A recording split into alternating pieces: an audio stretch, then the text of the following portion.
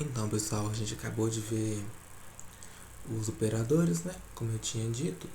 Então agora a gente vai começar a ver uns exemplos um pouco mais complicados no Verilog sobre circuitos assim que tem realmente alguma função. E com isso eu vou explicando alguns conceitos para vocês pouco a pouco. Aí, primeiro aqui eu só coloquei um fluxo básico de como é que você inicia um projeto do Verilog, que é primeiro criar um projeto, atribuir um nome, né? Aí você cria o código Verilog no módulo principal, que foi descrever o circuito. Você tem que descrever as saídas e as entradas dos circuitos, que são as interfaces externas, que eu estou dando o nome de pinos aqui. E definir os sinais internos do circuito, que eu vou explicar um pouco mais à frente, como é que a gente faz isso. E definir o comportamento do circuito. Aqui a gente vai utilizar o projeto de somador completo para eu explicar algumas coisas para vocês, porque dando um exemplo fica mais fácil de vocês entenderem o que eu estou querendo passar. Então aqui lembrando que o somador completo ele vai ter 3 entradas e 2 saídas. As entradas são A, B e o carry in, e a saída é a soma e o carry out.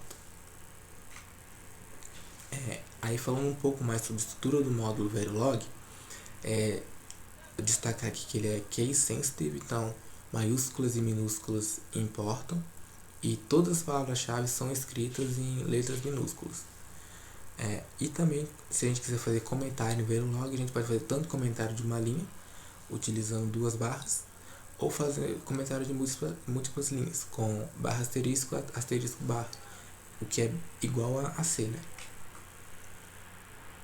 E ali a gente já viu, nos exemplos que eu dei anteriormente, de utilização de módulo, que o módulo declarar o módulo, você coloca a palavra reservada, módulo, o nome do módulo, abre, fecha parênteses, ponto e vírgula, aí depois ali eu coloquei comentado, mas seria o espaço para a gente declarar um comportamento, e por fim a palavra reservada end módulo, para indicar que aquele módulo está terminando. Aí, o que eu quero dizer quando eu falo de pinos do módulo, que são as interfaces, né, do módulo para se comunicar com outros módulos? Eles podem ser caracterizados quanto tipo e direção. Por tipo, eu estou querendo dizer se ele é simples ou se ele é um barramento. Quando é simples é só um bit, e quando é barramento são 2 ou mais bits. Aí vocês podem pensar em barramento como um vetor, talvez fica mais fácil vocês associarem. Em termos de direção, a gente tem que ele pode ser uma entrada, que é input, output, que é a saída do módulo, ou in-out, que é o bidirecional. Então aqui, se a gente trazendo esses conceitos para o nosso somador completo, eu vou ter a entrada A, B e carry in, então eu vou utilizar a palavra reservada input para declarar isso, e vou ter de saída a soma e o carry out, então vou usar a palavra reservada output para descrever isso. Então vocês podem observar nesse exemplo de código Verilog aí, que é exatamente isso que a gente fez. A gente pegou a especificação do nosso circuito e traduziu para Verilog utilizando a sintaxe correta. Ainda sobre tipos de dados, lembra que eu falei que tem algumas coisas internas do módulo, que são os fios? Então, a gente chama esses fios de nets, que eles vão representar conexões físicas entre os elementos. E eles podem ser utilizados nas atribuições contínuas, que a gente chama de assign, e sinais de conexão entre módulos. Esse assign eu vou explicar um pouco mais à frente, então não se preocupem muito em entender isso agora. E uma coisa que vale falar sobre fios aqui é que os fios, eles não armazenam valores, eles simplesmente conduzem valores. Eles pegam a entrada e levam para um destino. E aqui o tipo wire é o mais utilizado. Tem outros tipos de nets, só que o wire é o mais utilizado. A gente só vai utilizar o wire aqui na apresentação, mas vocês podem procurar depois, que vocês vão ver que tem mais coisa. E aqui nessa apresentaçãozinha aqui, nesse desenho, tá destacado de vermelho todos os fios que a gente utiliza em um somador, por exemplo. Então tem ali o P e o Q. Aí eu tenho esses vários fios vermelhos aí que estão só conduzindo o P e o Q até as portas, e depois das portas até a saída. certo? Eu posso declarar essas nets, esses fios, né, de forma implícita, que aí eu só declaro input A ou output B ou in out C, que ele já vai identificar para mim que eu estou utilizando esse tipo de net, que é o wire, né? E para declarar o wire é essa syntaxe aqui, que eu uso essa palavra reservada, wire, aí abre colchetes, coloco qual é a posição do bit mais significativo, 2 pontos, posição do bit menos significativo. E importante falar que quando a gente não especifica qual que é o tamanho desse meu fio, é 1 bit. Então, por exemplo, no exemplo aqui de cima, se eu colocasse só input A, eu estou declarando que é um fio só de 1 bit. Aí mais exemplos aqui, ó. Como eu tinha dito, input A é implícita declaração, né? Ele já entende que é um fio e é de 1 bit porque eu não declarei o tamanho. Já aqui eu declarei um tipo implícito e é um barramento de 4 bits. E lembrando aqui, ó, a posição do mais significativo é 3 e do menos significativo 0. Então 0 até 3 são 4 bits, certo? 0, 1, 2, 3. É importante lembrar disso, tá bom? Para não confundir e colocar 4 aqui, por exemplo. E aqui logo seguido eu já tenho uma declaração explícita, que é um in-out. Eu coloco in-out wire, aí coloco o tamanho desse vetor barramento, né, na verdade. E aqui eu usei a sintaxe de colocar de inverter o bit mais significativo com o menos significativo. Então, o mais significativo vai ser o 0 e o menos significativo vai ser o 8º bit, que é o 7. E ali, de novo, eu coloquei aqui uma atribuição, uma declaração explícita, né, de um fio, que não é entrada nem saída, é só um fio. Ele vai chamar D e é 1 bit só, porque eu não especifiquei o tamanho dele. E depois a gente tem esse tipo de dados também aqui que chama register, que eles representam elementos que podem armazenar dados temporariamente. Eles geralmente são utilizados em atribuições procedimentais, que eu também vou explicar mais à frente, então não se preocupem. E existem 5 tipos de registradores, que é o reg, integer, real-time e o real-time. E eles podem ser utilizados também na declaração de memórias. O que a gente vai mais utilizar aqui na apresentação é o tipo reg, mas vocês podem dar uma pesquisada nos outros também para ver como é que eles funcionam. Aí aqui dando exemplos de tipos registradores, eu tenho o registrador A, que é só de 1 bit. Eu tenho um barramento de registrador de 5 bits. E ali por último, eu declarei uma memória, que eu chamei ela de minha memória. Ela vai ter 64 posições com registradores de 4 bits. Aí aqui, só trazendo esses conceitos para o nosso somador. O nosso somador ele não vai ter nenhum registrador, ele só vai ter fios, né? Então a entrada A, B, e o carry in, a soma e o carry out são todos fios. Então a gente não utilizou nenhum reg aqui. Vão ter exemplos mais à frente que a gente vai utilizar. Aí vocês vão ver como é que a gente pode estar aplicando isso. O próximo assunto que a gente vai tratar aqui agora são atribuições em Verilog. Existem 2 tipos de atribuição em Verilog, que são as atribuições contínuas e as atribuições procedimentais. Primeiro a gente vai falar um pouco sobre as atribuições contínuas. Elas são geralmente utilizadas para gerar circuitos combinacionais, aqueles que só dependem da entrada, não dependem de nenhum valor armazenado anteriormente.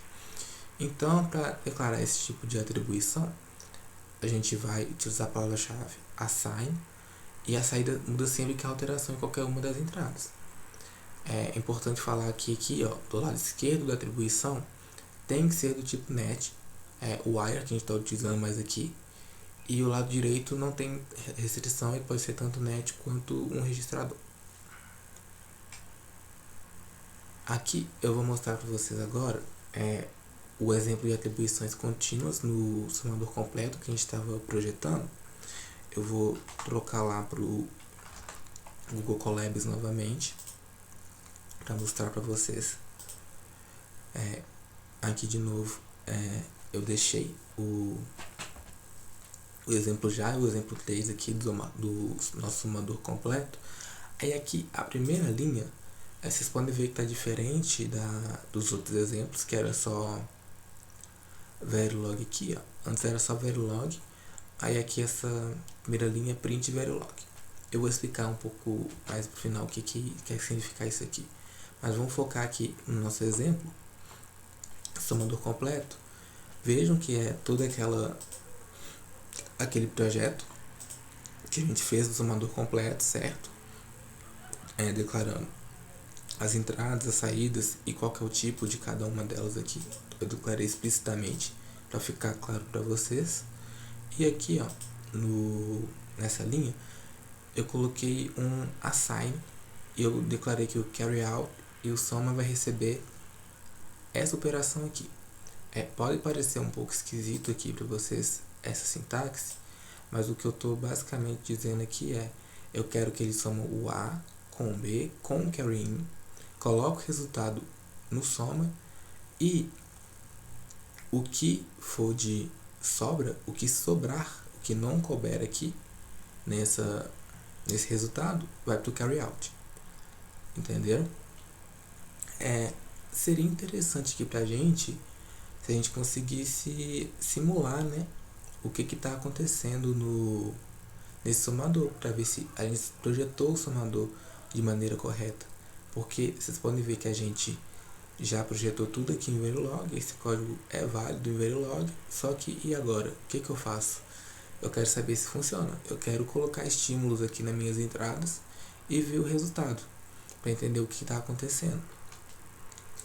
Então, aqui, ó, para vocês terem uma visualização do resultado, eu coloquei esse gráficozinho aqui, ó, que mostra uma representação do nosso circuito, e é exatamente o que esse comando print Verilog está fazendo. Ele vai pegar o seu código Verilog e vai montar esse gráfico aqui, esse gráficozinho, sobre o que representa o seu circuito.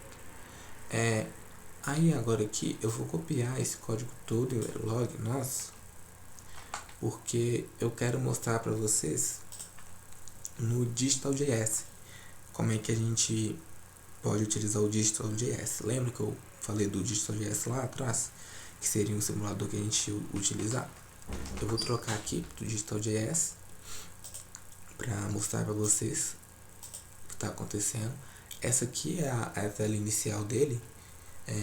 Primeiro de tudo aqui a gente tem que criar um arquivo. A extensão é .v aqui de Verilog, tudo bem?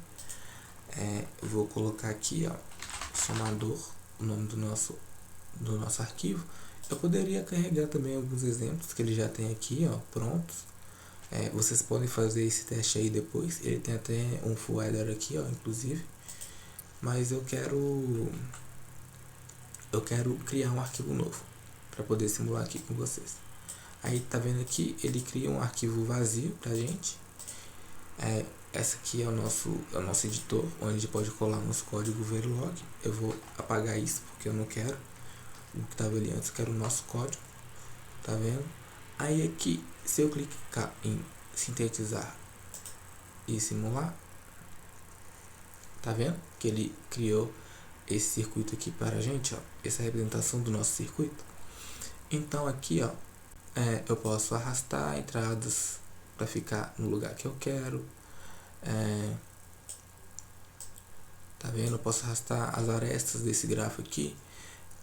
Mas o que mais legal vocês podem fazer aqui é justamente isso aqui. Vocês podem colocar os estímulos que vocês querem aqui e ele vai mostrando em tempo real como é que tá mudando.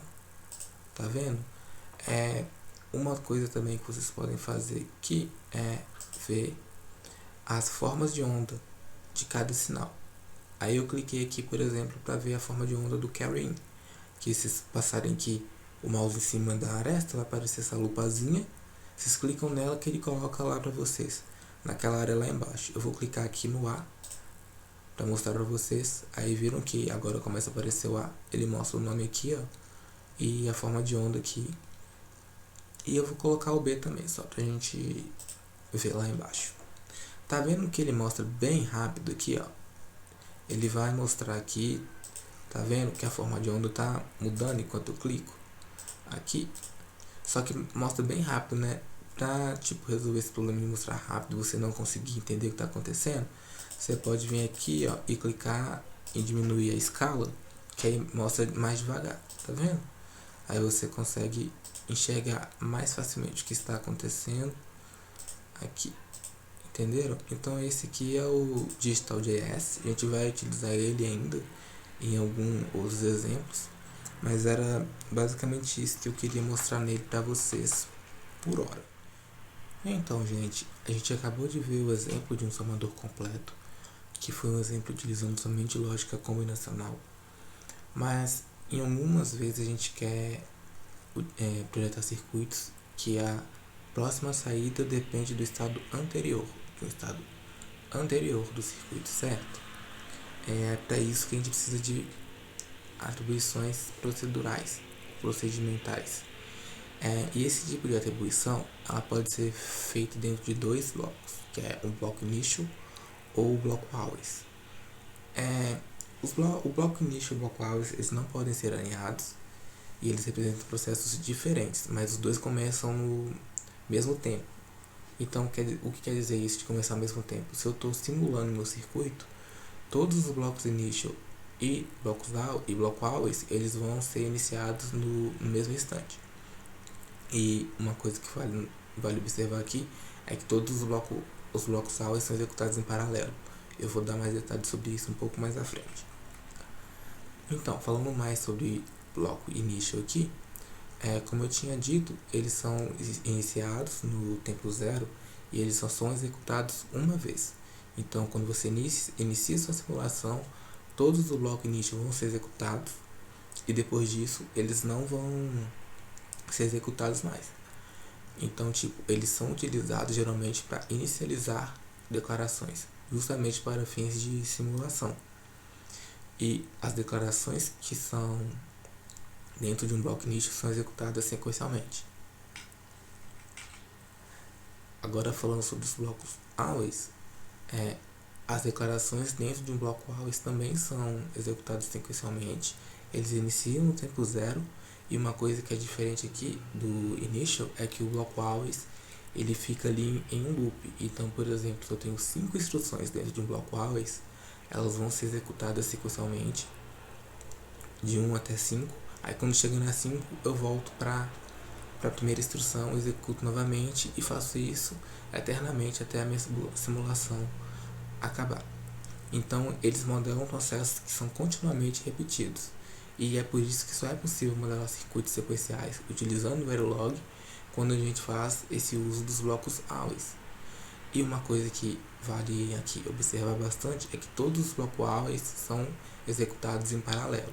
Então, se eu tenho 3 blocos always no meu código, eles vão ser executados concorrentemente. Embora as instruções dentro deles sejam executadas sequencialmente, cada bloco always é executado em paralelo. Então, para dar um exemplo disso que eu acabei de explicar para vocês, eu vou novamente lá no Google Colabs. Vou trocar aqui de aba.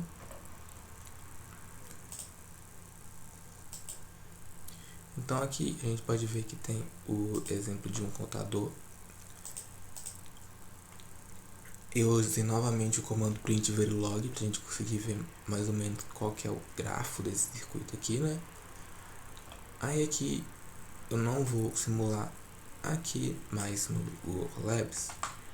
Eu vou utilizar agora o Digital.js para a gente conseguir ver o que está acontecendo nesse circuito aqui. Eu vou utilizar aquele mesmo arquivo de antes do somador, vou só colar aqui por cima e vou mandar sintetizar pra gente.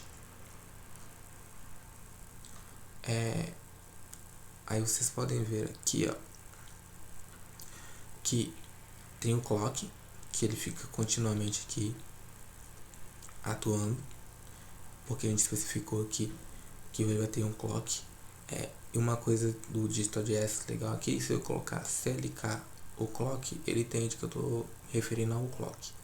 Então por isso que ele já leu o nosso design aqui e já identificou que é um clock e que vai ser assim, e vai ficar repetindo de tempos em tempos. Aí, voltando aqui para o nosso design do contador, eu vou ter uma saída, que vai ser o resultado do nosso contador, enquanto que ele está agora, né? Eu tenho uma entrada clock e uma entrada reset. As duas são de 1 bit. E aqui, o registrador out, ele vai ser de 8 bits. A gente está declarando ele aqui como um reg, porque a gente vai armazenar o resultado dele em memória. No registrador a gente precisa para saber qual que é a saída passada. E aqui esse always, vocês podem ver que eu tenho uma sintaxe aqui de always, tem um arroba, abre parênteses, aí tem essa sintaxe aqui que eu não falei para vocês ainda, que é posed, e também, se no caso aqui, eu poderia escrever neged se eu quisesse. Mas o que é esse posed e o que é esse neged? Posed quer dizer pro meu... Posed nada mais é do que uma borda de subida e neged uma borda de descida. Então, o que essa linha aqui está querendo me dizer? Quer dizer que sempre que eu verificar uma borda de subida do clock ou uma borda de subida do reset, eu vou fazer o que está dentro desse bloco aqui. Caso contrário, eu não vou entrar nesse bloco aqui. Então, é isso aqui, ó, esse arroba e essa sintaxe dentro do parênteses aqui é uma lista de sensibilidade. Se eu colocasse, por exemplo, aqui, ó, always asterisco, sempre que qualquer uma das minhas entradas alterasse, não importasse como, ia fazer isso ali. Mas como a gente só quer que ele faça isso aqui quando o clock subir ou o reset subir, então a gente vai deixar desse jeito aqui. Então, o que está acontecendo aqui, ó? Aqui, dentro desse bloco A, eu estou vendo se o reset está alto, então o out vai receber 0. Então, se eu colocar o reset aqui alto, o out foi para 0, certo? Caso contrário, o out vai receber ele mesmo mais 1. Não se preocupem com essa sintaxe aqui, desse menor ou igual aqui, porque ela basicamente é só uma atribuição mesmo, mas eu vou explicar qual que é a diferença dela um pouco mais à frente para vocês, tá bom? Então não se preocupem com ela por enquanto. Então aqui o nosso reset está alto, certo? Então vai sempre para 0 aqui, nossa saída. E no caso, se o nosso reset não está alto, não está ativo, se eu desativar ele aqui, começa a contar. Tá vendo? E de novo, se vocês quiserem ver aqui qual que é a saída aqui, ó, vocês podem. Aí tá vendo aqui, você consegue ver o número. Se eu quisesse aqui, por exemplo, trocar a base, vocês podem ver que está em hexadecimal. Se eu trocar para decimal, ele mostra decimal também. Então, pessoal, com isso a gente concluiu aquele exemplo do contador. E vocês lembram que eu mostrei para vocês um exemplo de uma atribuição um pouco diferente lá, certo? Pois então, aquela atribuição lá com aquele sinal de menor ou igual é uma atribuição que a gente chama de não bloqueante, porque em Verilog a gente tem dois tipos de atribuição: atribuição bloqueante e atribuição não bloqueante. Então, novamente eu vou abrir lá o nosso Google Colab para eu poder apresentar para vocês um exemplo disso. Novamente, lembrando que eu deixei todos os exemplos dessa apresentação no Google Colab, então dê uma olhada lá depois para vocês estudarem. E voltando aqui no nosso exemplo, de novo, vai ser aquele comandinho verilog, né? Para indicar para o Google Colab. Aqui eu esqueci de trocar o nome. Ctrl C, Ctrl V, né? Trocar o nome aqui rapidinho pra gente. Então, o que está acontecendo aqui nesse módulo? Primeiro, estou declarando aqui 4 registradores. Ele está recebendo 1, 2, 3, 4, certo? Primeiro de tudo aqui, ó, eu vou só comentar essa linha aqui pra gente poder ver mais certinho o que está acontecendo. Na verdade, eu não mostrei ainda como utilizar o JDoodle, certo? Então, o que eu vou fazer? Eu vou pegar esse exemplo aqui e vou copiar e vou utilizar o JDoodle para mostrar para vocês como é que funciona. Vamos trocar para o JDoodle. Então, vocês aí agora estão vendo a minha tela do JDoodle. Vocês podem ver que ele também é no navegador. Então, eu vou copiar e já vou colar aqui aquele nosso exemplo lá. Vou só executar para ver se não quebrou nada. Certo? Nada tá quebrando. Beleza. Então aqui, pessoal, como eu estava dizendo, a gente tem 4 registradores numerados de 1 até 4. Vou dar um zoom aqui para vocês conseguirem enxergar melhor. Pronto. Então, eu tenho 4 registradores de 1 até, numerados de 1 até 4 aqui, correto? Para eu mostrar para vocês o que acontece em atribuições bloqueantes e não bloqueantes. Vamos supor assim que eu quero uma coisa básica primeiro, só trocar o A com o B.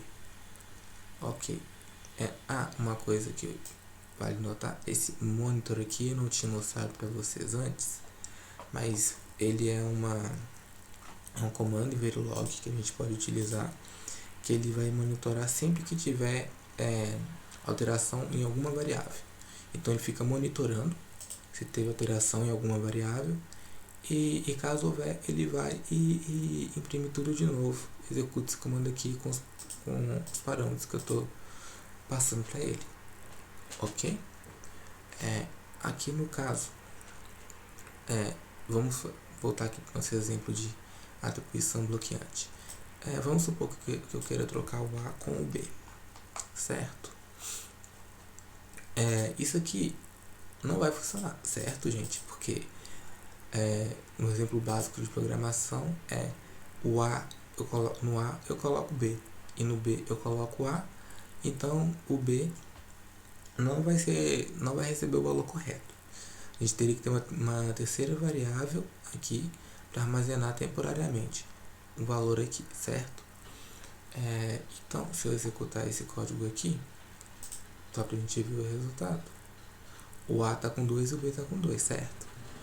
E o esperado, pelo menos na nossa lógica, é que o A estivesse com 2 e o B estivesse com 1. Por que não funcionou essa atribuição aqui?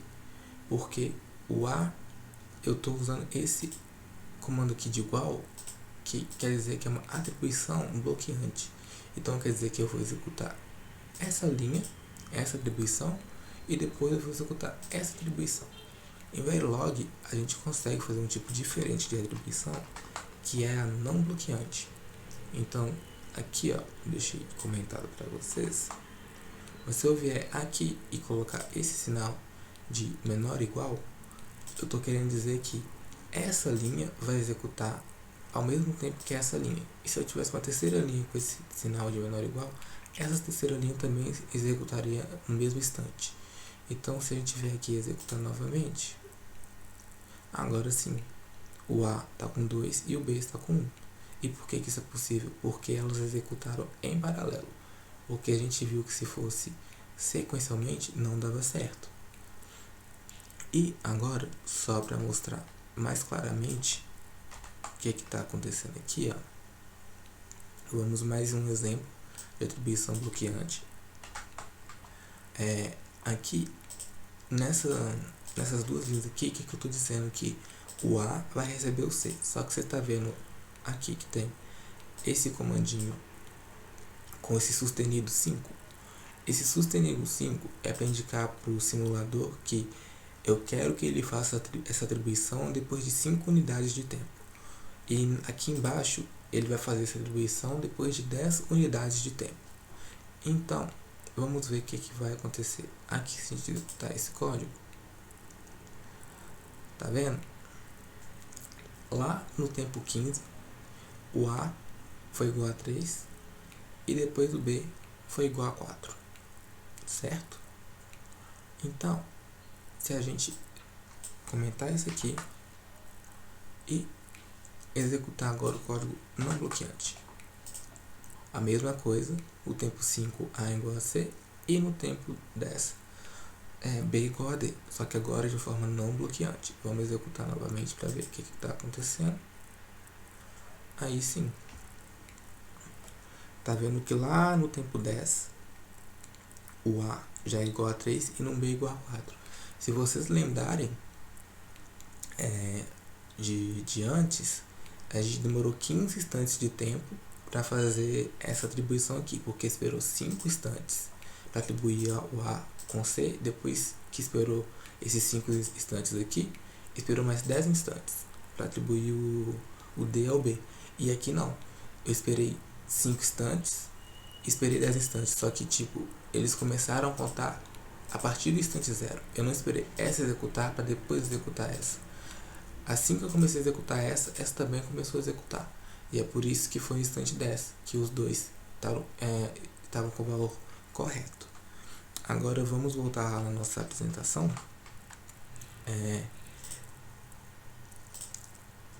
Esse exemplo de atribuição bloqueante era isso que eu queria mostrar para vocês. E com isso a gente encerrou os conceitos básicos de Verilog aqui.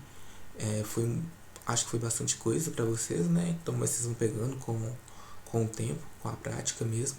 E eu vou mostrar mais alguns exemplos para vocês verem mesmo como é que a gente pode aplicar esses conceitos que a gente viu aqui em outras situações.